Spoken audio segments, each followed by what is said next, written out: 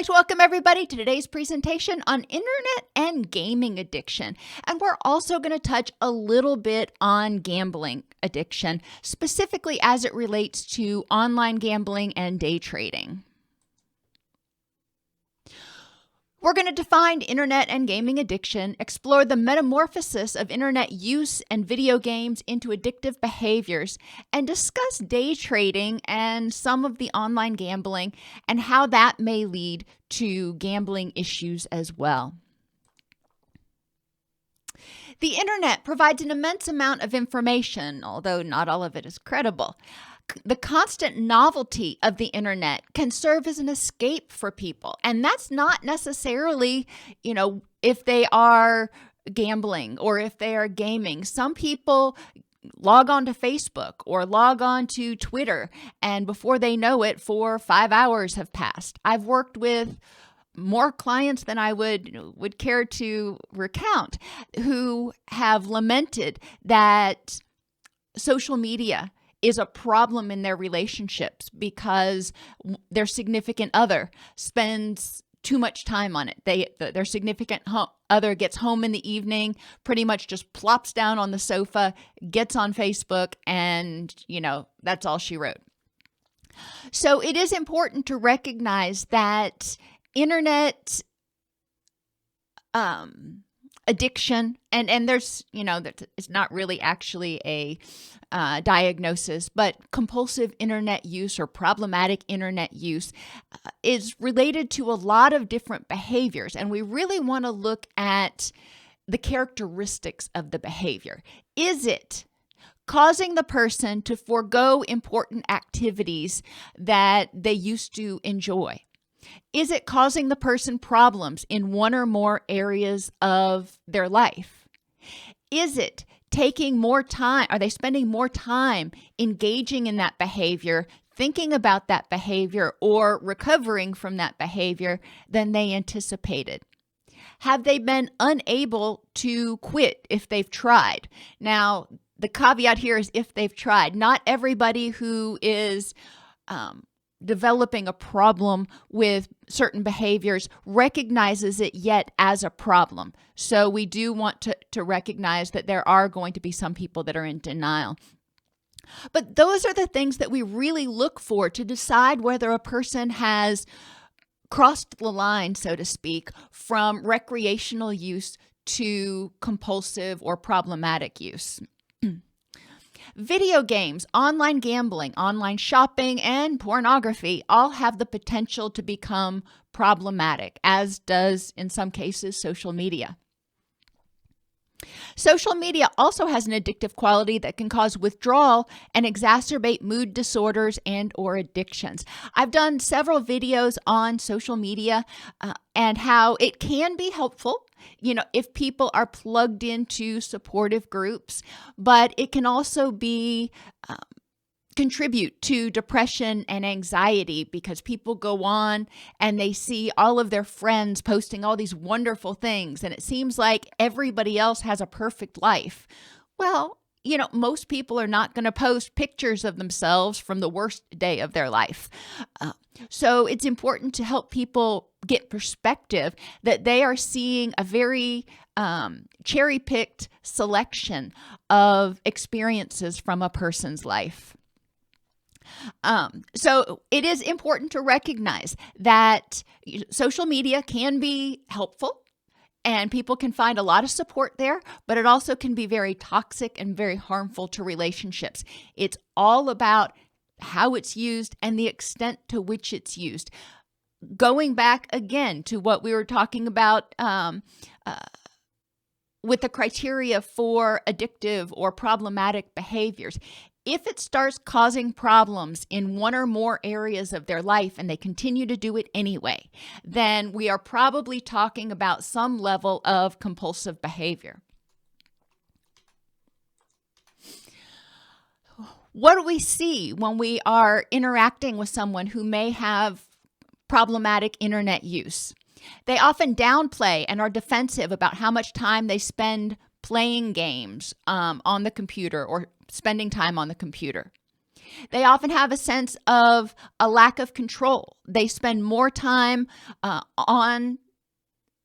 in the games or in the virtual reality in order to get the same enjoyment, or they just get lost in it and completely, forego other aspects of life.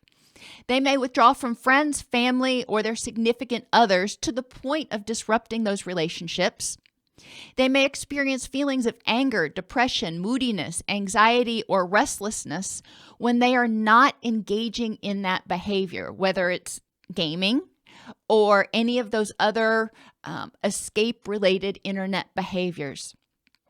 They often find they're spending significant sums of money for online services, computer upgrades, or gaming systems.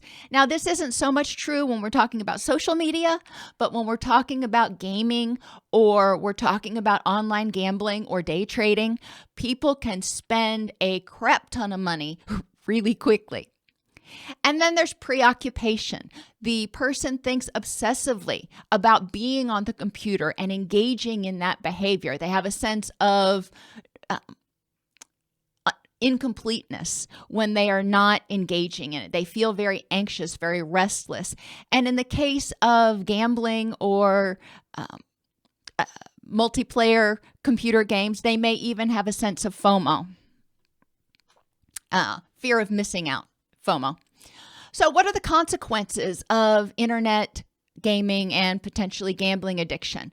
Well, physically, there are some, basic things that we find. Carpal tunnel syndrome and actual problems with the joints in the hands because of the way people are using their mobile devices or their joysticks or their mice. I find people actually do develop problems with their thumbs if they are typing too much. They can develop overuse injuries. So we do need to recognize that our bodies really haven't evolved to deal with some of the pressures that we're putting them under. Some people develop migraines when they are doing a lot on the computer because of the glare from the screen, because of the blue light, because of, they may be sitting in a room that's dark and the screens are really bright, so there's contrast issues. They may have vision problems. They may have dry eyes. That can happen when they're having more difficulty, when they're using their eyes a lot. There's also sleep disturbances. People who engage in these behaviors, often because the computer is there. Computers are everywhere. If it's not your mobile device or your tablet, it's your desktop. And we have them, and computers, somebody is awake somewhere in the world at all times of day. And when you're engaging with things that aren't even human-based, like online gambling or single person gaming, then, obviously it doesn't even matter if people are awake. So you may spend too much time engaging in that, and that you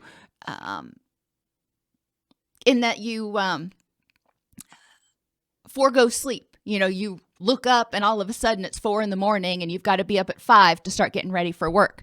So sleep is really important to make sure that you're getting quality sleep, but also to make sure you're actually going to bed.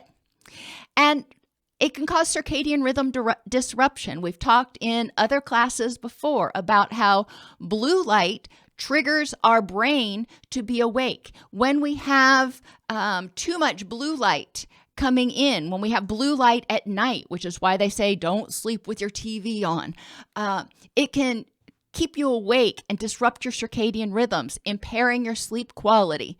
Your circadian rhythms are involved in just about every system in your body. So when those circadian rhythms get disrupted, it can cause a lot of physical health problems as well as mental health problems. So yes, making sure that blue light is minimized. 1 to 2 hours before bed. They have apps on mobile devices that are blue light filters. Those are so important. You can get blue light filters for your desktop. You can get blue light filters for your television, for that matter. But blue light filters are very important.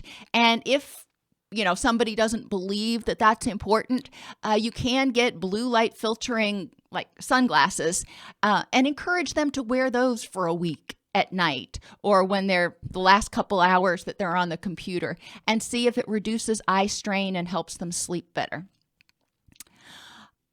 Being on the computer all the time and engaging in internet type behaviors can increase depression and neurotransmitter imbalances and just basic ergonomic aches and pains from not moving around enough, from having poor posture, from sitting in a chair that's not supportive.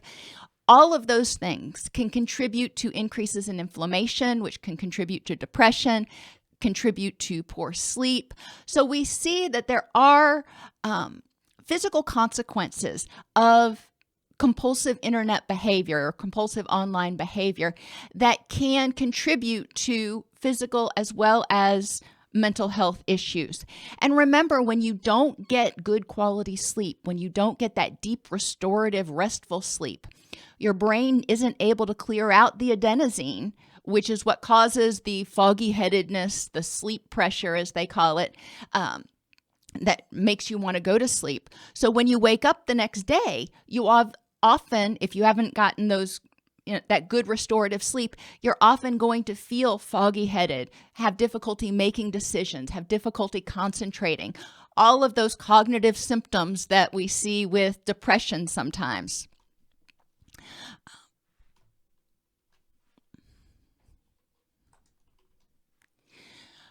50% of people who have difficulty or problematic internet use report a strain in their relationships as a result of their behaviors. They also, if they engage in these behaviors early in life, may fail to develop effective face-to-face interpersonal skills.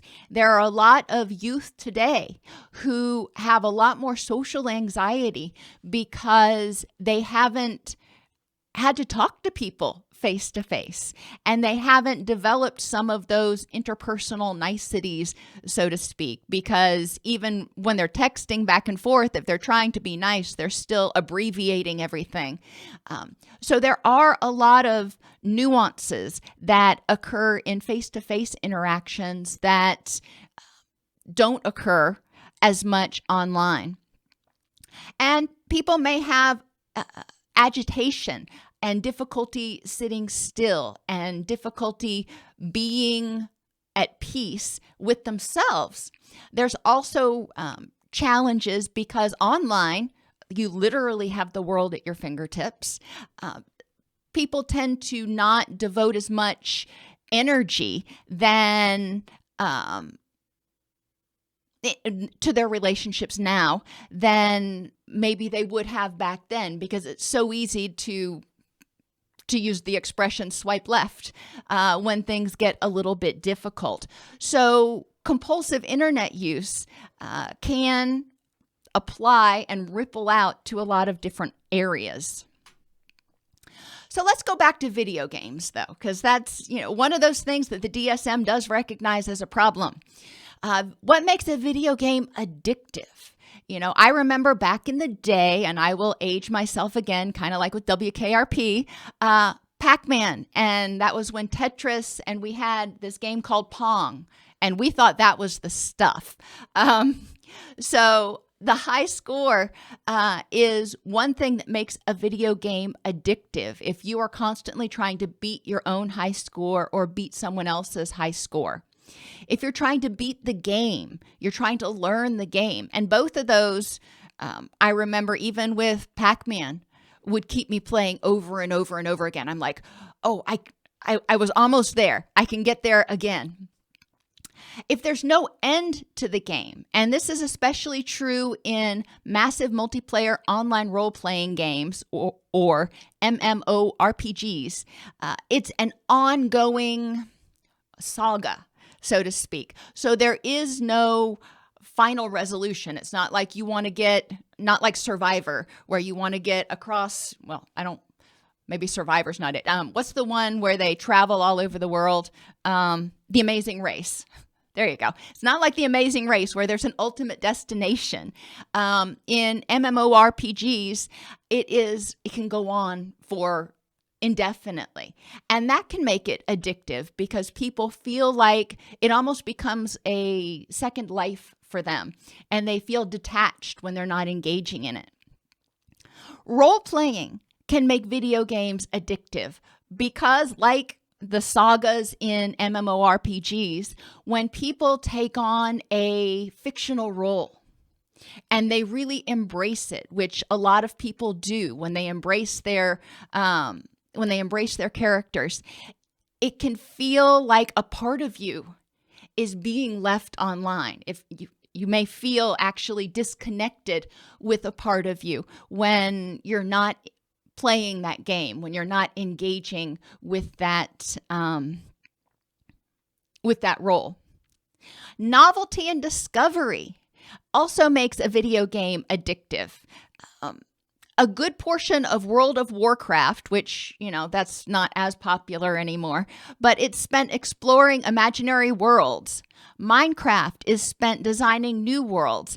And my son, I always forget the one he's in right now, but there's one that my son's in that he is regularly exploring new worlds. And now he has a VR headset so he can explore it in all of its 3D reality, which can be kind of cool. I mean, I've put on his little headset before and I've been able to explore the towns, and there's a lot of beautiful graphics that you can explore, but you can also get caught up in the escape of being in that world. They are becoming so incredibly realistic in their graphics that it can start causing problems. People sometimes have difficulty separating.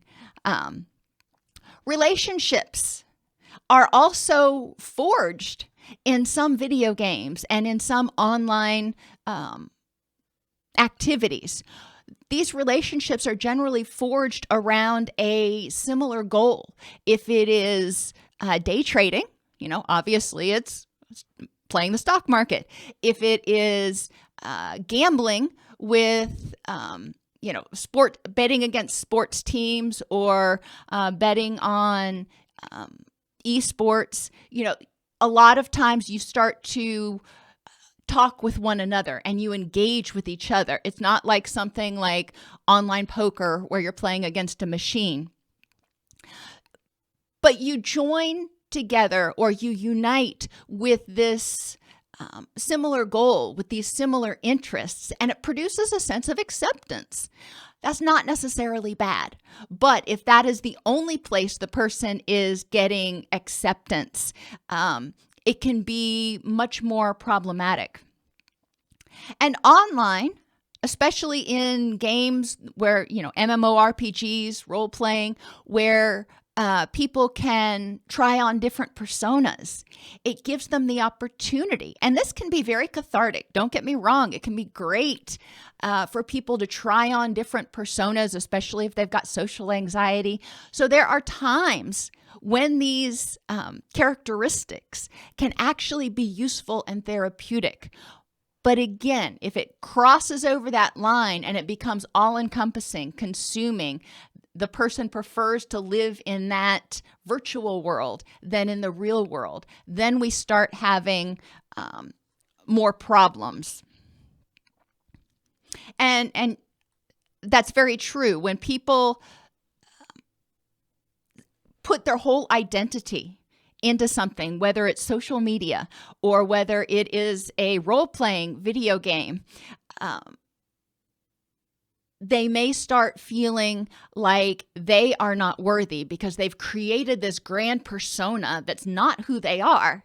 And that persona has gotten acceptance, whereas they may not feel like they've gotten acceptance. So it's important to process these things because that can, as Jennifer points out, that can contribute to low self-esteem. We need to understand, remember, all behavior has meaning. So we want to ask the person, why are you engaging in this game? There is nothing wrong with having the occasion, even if it's every day, for a brief, a constricted period of time where they are escaping. When I go to the gym for an hour, I am in my little la la land, and I've cleared my mind, and I am in my happy place. Okay, there's nothing wrong with that, because it is confined. It's not ongoing. It's an hour every day. But if it starts to become something that encroaches into time that normally should be spent with other hobbies, people you enjoy, or heaven forbid, hygiene, then we start to have problems with it.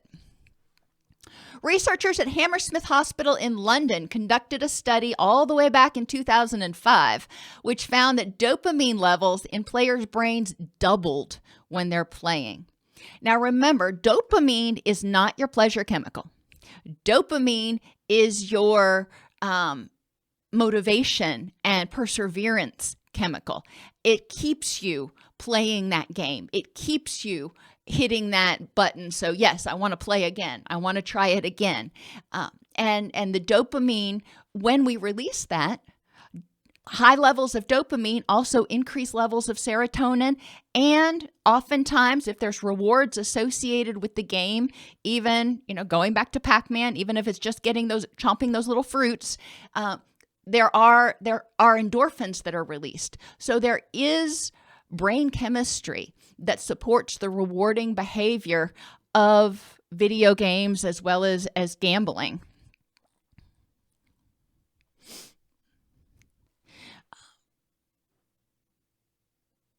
Jeffrey points out that one of the more insidious video game innovations has been mobile video gaming and the use of gambling to attain characters, cards, or items.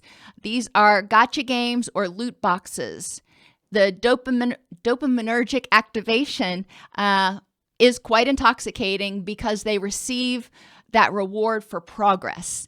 So we want those endorphins, which means we've got to persevere in order to get those rewards. So let's, talk a little bit about gambling as we're talking about rewards. In video games, sometimes it's getting, imaginary loot or tokens or something. In gambling, a lot of times it's actual money. Gambling problems can co-occur with other behavioral health conditions.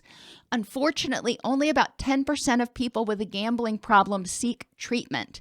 And a lot of this, I did an interview with a man who specializes in gambling problems.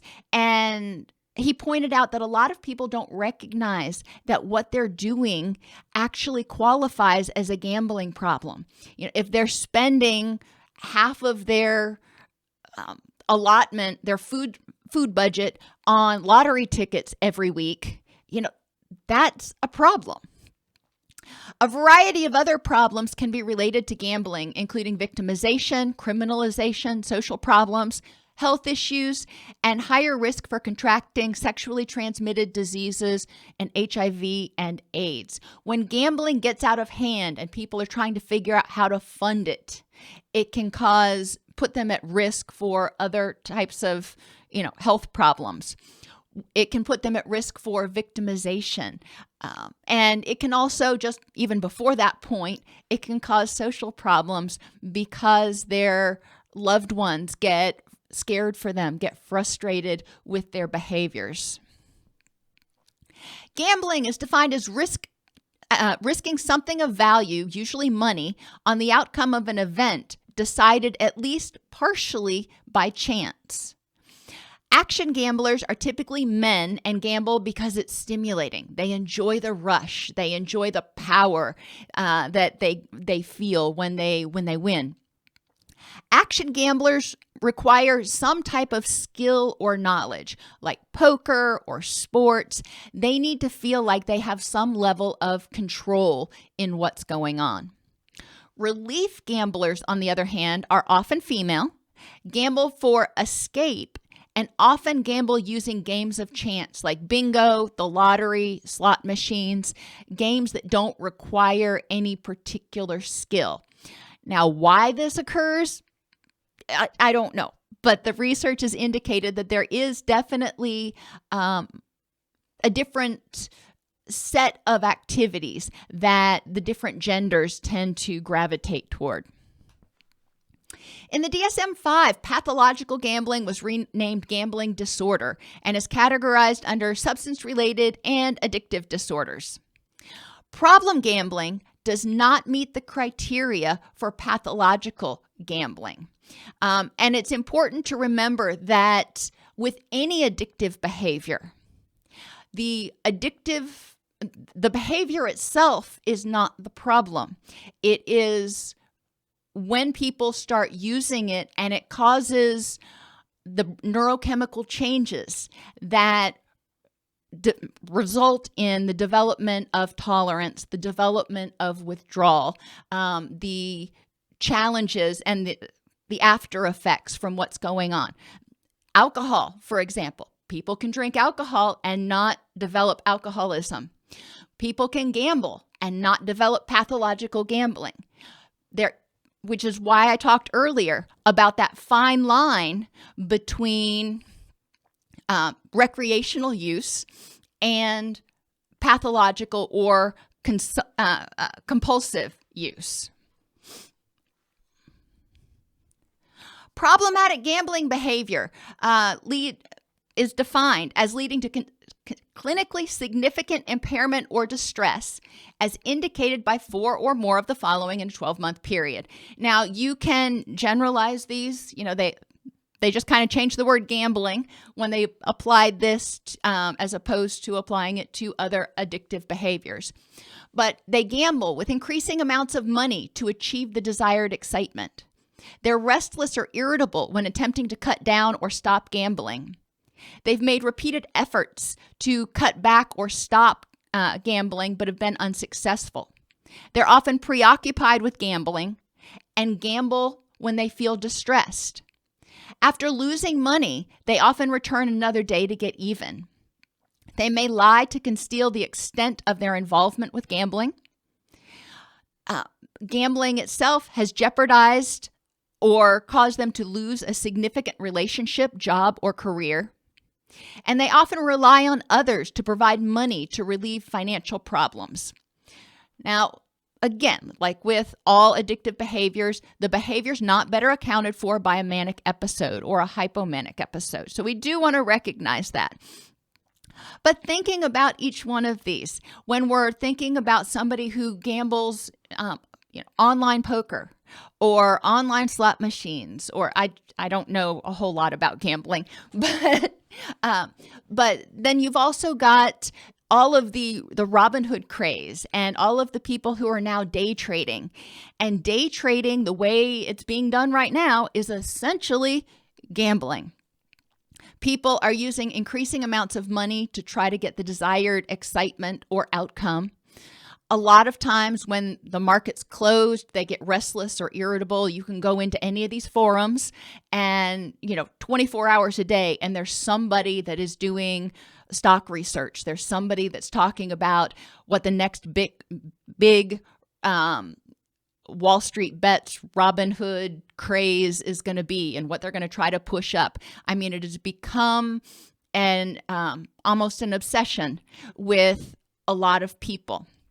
So it's interesting to apply these criteria to day trading. And just like gambling, my daddy used to go every year. He would go to Las Vegas. He and my stepmother would go to Las Vegas, and they had a certain amount of money that they set aside, and they would go gamble. And if they won, great. And if they lost, okay. But they had a very defined amount of time and money they were going to spend doing it. So for them, for example, gambling wasn't a problem because it was an activity that they enjoyed that did provide relief and escape, but it didn't meet these criteria. It didn't cause them problems in their daily life. It did not cause them problems in psychosocial functioning. So we do want to recognize that. The same thing is true for day traders. I mean, there are people who actually go to school to learn how to be traders. And, you know, I think that's a degree in finance or something, but their whole goal is to be able to work on Wall Street. So there is, you know, there's a fine line there between, you know, whether it is something that's productive and helpful and healthy, or it is something that is used as an escape or starts causing problems in your life.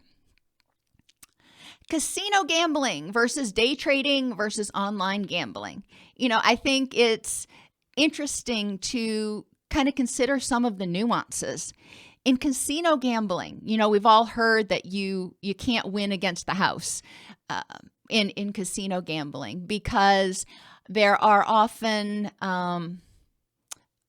they set the odds in the favor of the house. That way, you know, they can keep the casino opening. That totally makes sense. So casino gambling has its own little nuances. Day trading is almost like betting against the house, because a lot of the retail day traders are betting against or gambling against, if you will, the hedge funds and the big money movers. And then online gambling can be just completely computer driven and completely available 24/7. All of these provide they provide escape, they provide excitement, and they also provide the lure of freedom. And a lot of people, when they hate their life, when they hate their job, when they are struggling financially, which we know a lot of people are, the allure of these activities can be very intoxicating. So we do need to examine, again, what is the meaning behind what this person is doing? And are there other ways that we can help them achieve that goal? Are they trying to get that rush of endorphins because they're depressed? Are they trying to escape because their life is just, you know, crumbling with stress right now? Are they trying to find an out because, you know, financially they feel that they're struggling all the time, and they're hoping that they can achieve more money? And sometimes people are doing it to gain more wealth because they see the influencers, going back to online. They see the influencers online that have, you know, 20,000 square foot homes and 14 cars and whatever. And instead of focusing and noticing what they do have and recognizing, when appropriate, that all of their basic needs are being met, they focus instead of on all the things that they don't have. And they think that, oh, when I get that bigger house or when I get that nicer car, then I'll be happy. So they're living in the future instead of in the present. Now, obviously, people need to get their basic needs met. And if they're not getting their basic needs met, that's a big issue. But we can help them with that.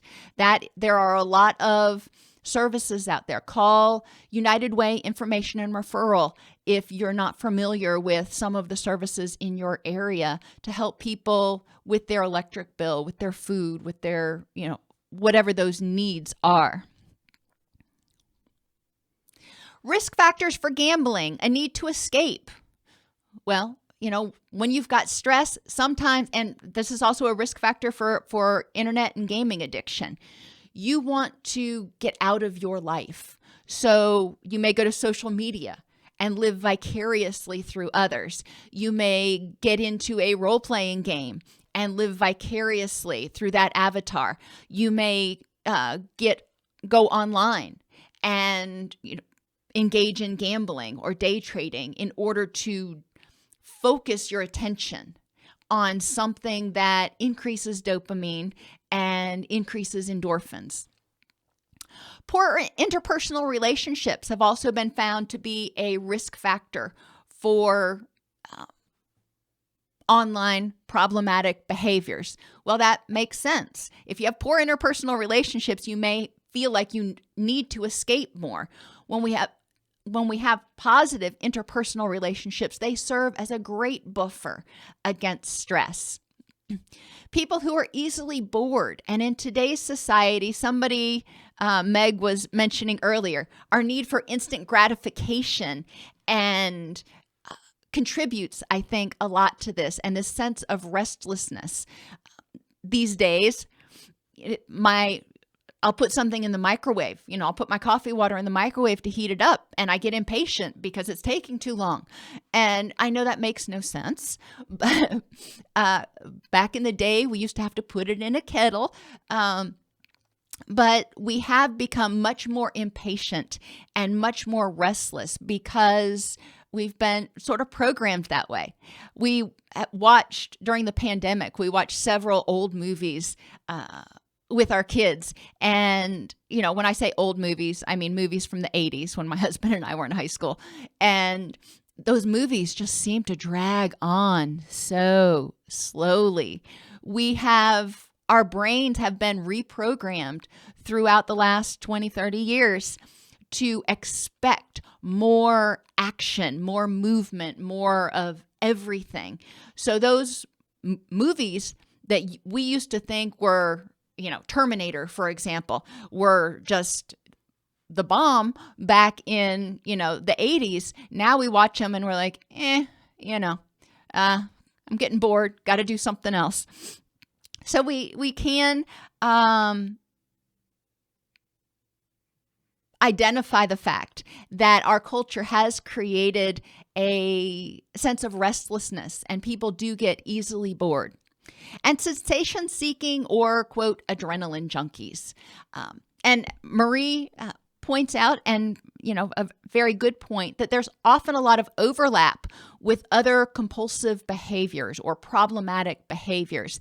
And this is one of those things that I harp on when I teach the addiction counselor certification track, because it's really important to explore the meaning behind the behaviors. I worked in residential treatment for 14 years. And I would so often see people who weren't able to access their drug of choice, whatever that was, but they were able to access all kinds of pastries and donuts and coffee and cigarettes, and sex. It was a coeducational facility. And let me tell you, it's amazing how sturdy drop ceilings can be. I had no idea you could crawl through them. But anyhow, I digress. People would, in order to get that dopamine, in order to get that serotonin and those endorphins that their body had developed a tolerance to, they needed the rush. So they would find another way to get them. So we do need to look for substitute addictions or concurrent addictions, even if they're not, substances or behaviors. You often see both of them co-occurring or multi-occurring. Warning signs that somebody may be having a problem with gaming or gambling. Financial problems exist despite adequate income. Money's gone missing from a bank account, wallet, or valuables have disappeared. There's a lot of borrowing, cash advances, living off credit cards. Retirement or insurance policies have been cashed in or allowed to lapse. The person avoids family functions or other social events. They neglect responsibilities or make excuses. They may drop other leisure activities to focus on gambling. They disappear for large blocks of time and arrive late to work or for other commitments. They may appear deceptive or secretive, particularly as it involves money or their use of the internet. They may seem edgy, reactive, or defensive, and often have changes in their sleeping, eating, and sexual behaviors. So these are things that we can use as sort of a checklist for people. Have you experienced any of these signs? And, if so, okay, let's talk about that. Let's talk about what that means. Maybe they did a lot of borrowing and cash advances because they just had a run of bad luck. They got really sick. They ended up in the hospital, and then their car died, and then their computer died, and their kid needed new shoes. I mean, it happens to people who have no problem with gambling. So we don't want to assume that just because there's one or two signs that the person has a gambling problem. But we may want to explore what brought about that symptom or that sign to, figure out if it's a problem or not. In treatment, our goals are abstinence from the problematic applications or sites, which can be challenging sometimes because no matter how good you put your firewalls and restrictions on your home internet, even on the person's mobile devices, they have what I call nanny apps that will prevent them from going to certain sites. It will report to a guardian or sponsor if they go to certain sites. But there are also computers that people can go to that aren't theirs. They can use somebody else's phone. They can use somebody else's computer. They can go to the library and use the computer. So where there's a will, there's a way when it comes to computers. So that is important to recognize that complete abstinence can be challenging for people, especially people who are not super motivated. Think about, again, the person who has alcoholism. There is alcohol out there. There's alcohol at Walmart. There's alcohol at the 7-Eleven. There's alcohol out there. So they need to have tools to be able to deal with the cravings and urges when they arise. Unfortunately, a lot of our life is online now, especially since the pandemic and people working from home. A lot of our life is conducted online, whether it's talking with friends or doing our work, paying our bills, balancing our bank accounts. So sometimes it is not realistic to expect someone to just not use a computer. And we may need to strive for what I call balanced internet usage, where they identify what they need to do. They set time limits for how long they're going to be on there. And again, they have blocks set up so they can't go to certain websites.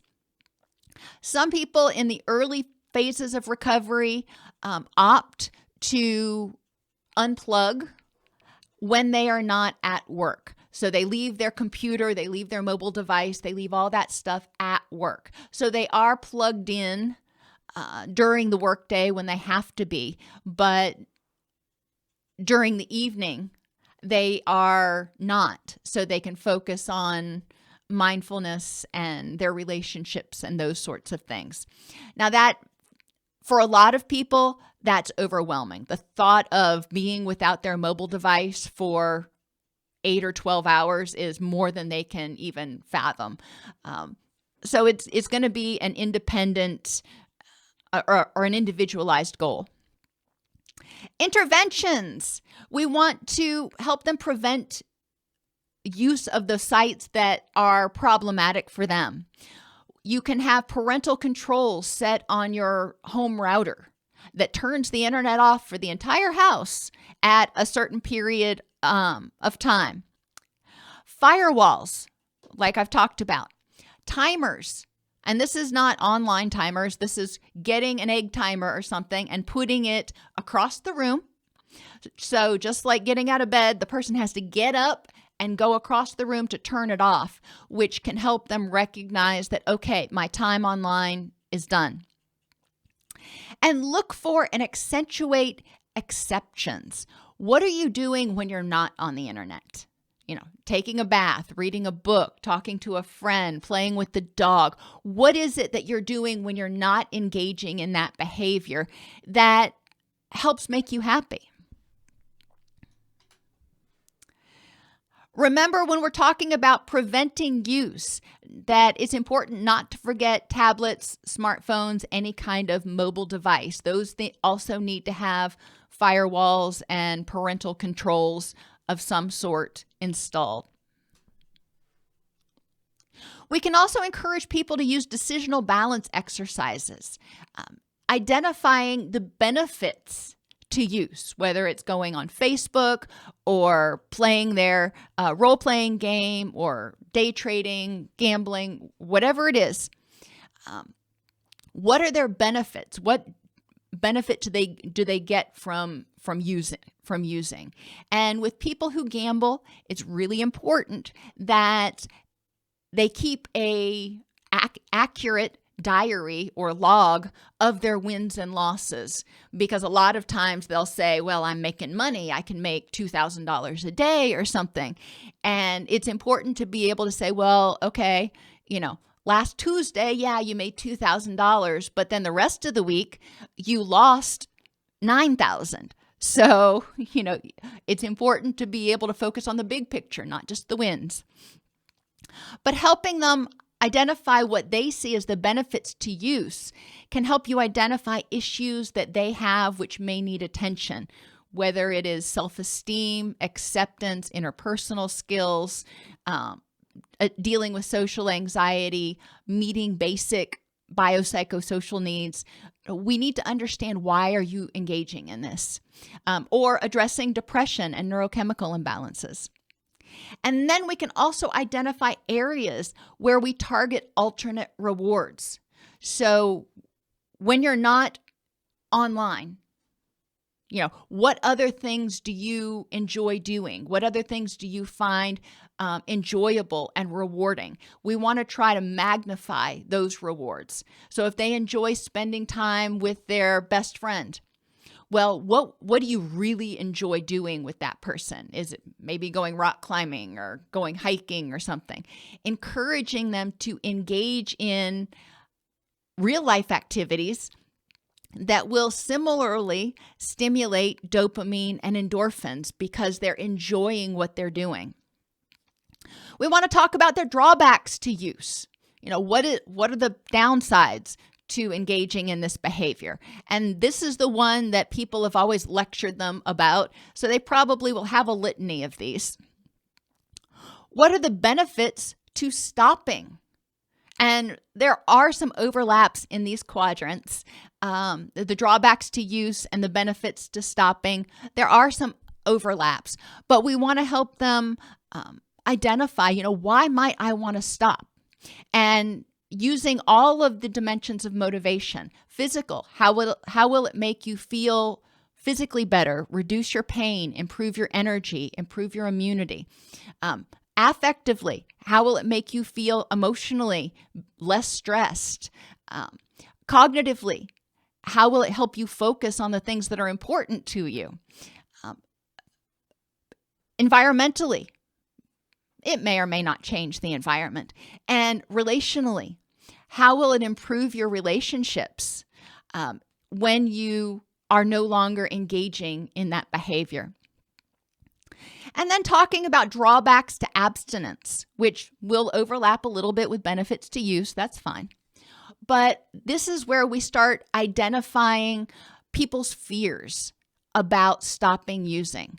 What are the drawbacks? What are the things that you dread about changing this behavior?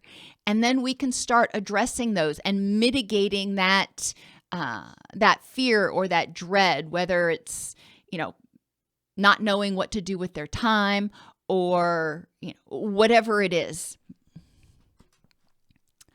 Cognitive behavioral therapy has been found to be super helpful with addressing a lot of these issues, from interpersonal skills to coping skills, distress tolerance, problem solving. Likewise, dialectical behavior therapy has been shown to be really effective to help people develop distress tolerance. Instead of feeling like they need to escape by engaging in the online behavior, they can develop alternate skills to help them tolerate distress in the moment and control their impulses. Motivational enhancement therapy is really helpful. And if you have done any addictions counseling, you're familiar with the stages of readiness for change. Pre-contemplation, I don't have a problem. Contemplation, I might have a problem, but it's all good. Preparation, okay, I got a problem. I might think about doing something about it. And action is when the person says, okay, I've got a problem. I need help. And then maintenance. But knowing those stages, there are different techniques that can be really helpful in each of those stages in developing rapport and helping advance a person forward towards a greater level of readiness for change. And along with CBT and DBT, I would be remiss if I didn't mention CBT or ACT, acceptance and commitment therapy. And this is another cognitive behavioral approach that some people find very effective. I have videos on all of these approaches on the YouTube channel. Not going to go into depth with them right now. Psychoeducation. As we've talked about, a lot of people who engage in these online gaming compulsive behaviors often have problems with their self-esteem, either that led to this problem or as a result of this problem. So we do need to help people examine and enhance their self-esteem. Interpersonal skills, including communication skills, assertiveness, mindfulness, and basic relationship skills, may be important because they may have never developed those skills because they spent their formative years engaging in virtual worlds. Coping skills training and goal setting can also be really helpful. Adulting can be daunting even for people who are fully adults. And when people learn how to set smart, effective goals, then they often start to feel a lot less overwhelmed and they see a path to coping with life on life terms. Medications are available that temporarily can help rebalance neurotransmitters. SSRIs like Lexapro and Wellbutrin are the ones that have been most studied in relation to internet and gaming addiction. Naltrexone, which is an opioid agonist, has also been studied, as has, interestingly enough, dexmethylphenidate, which is an ADHD medication. So we want to examine, and each of these would be a little bit different. You know, think about it. SSRIs, what are we doing? We're increasing serotonin levels. Now, you're also slightly increasing norepinephrine and dopamine, but mainly serotonin.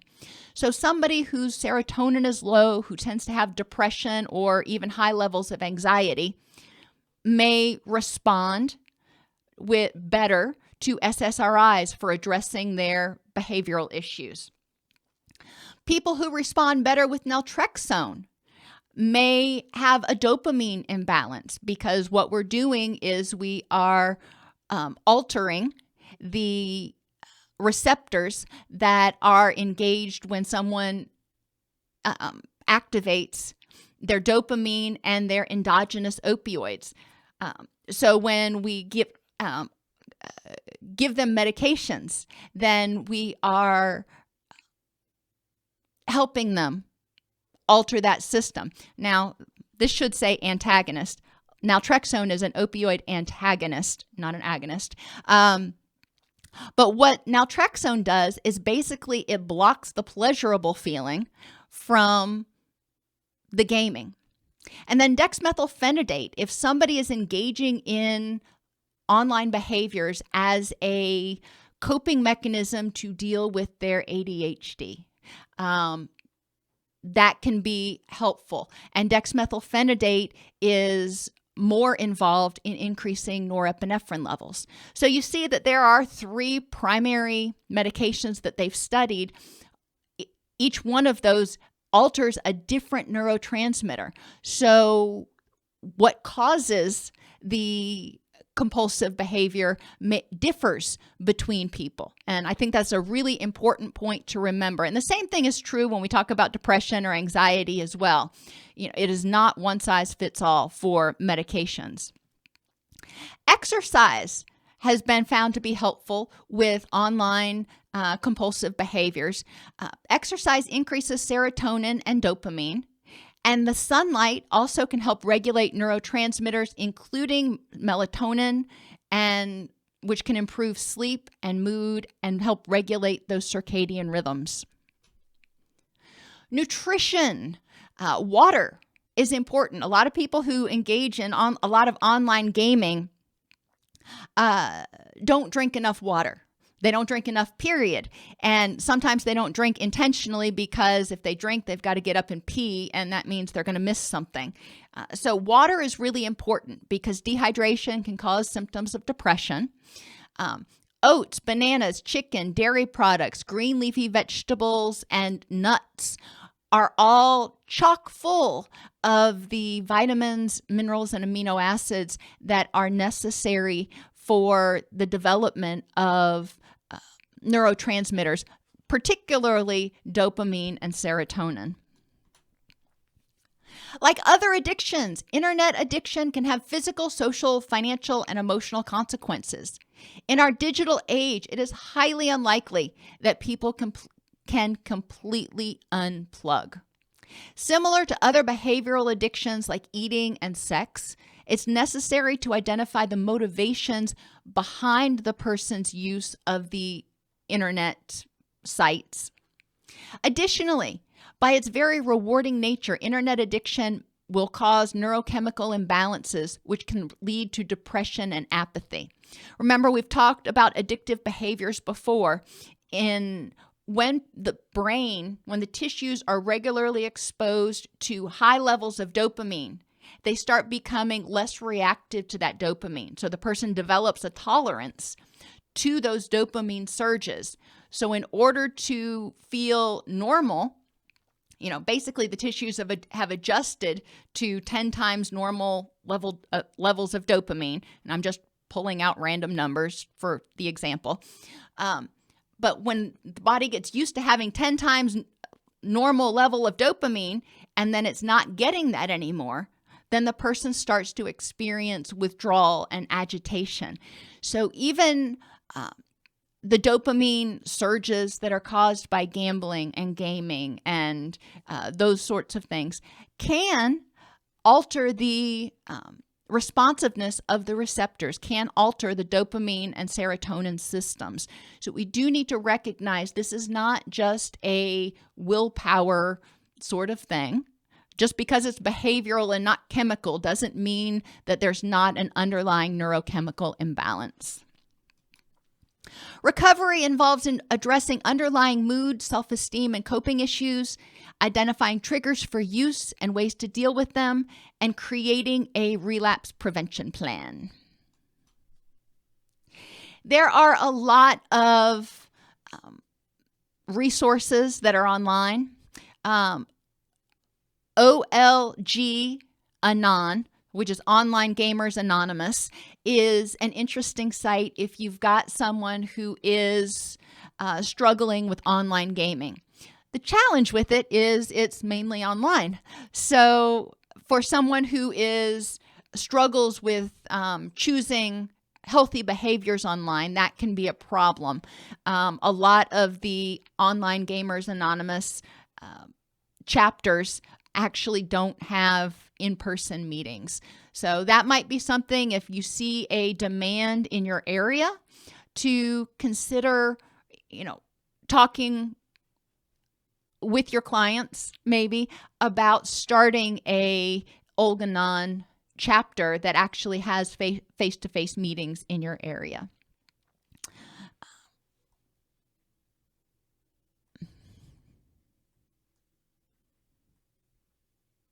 And it is important to recognize that there are a lot of people who, especially people who are not auditory learners, who get antsy when they are having to sit still, whether it's a Zoom meeting or a sermon in church or a lecture at school.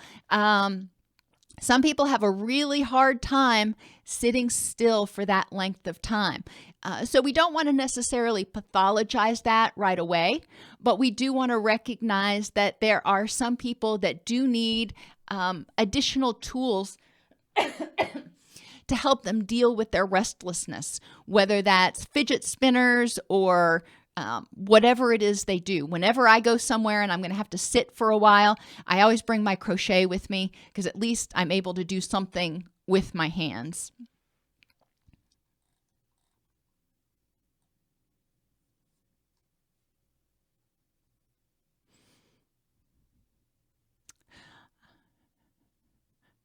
Marie has identified The Social Dilemma, which is a documentary on Netflix, is a movie about addiction to social media. So that might be something to explore a little bit.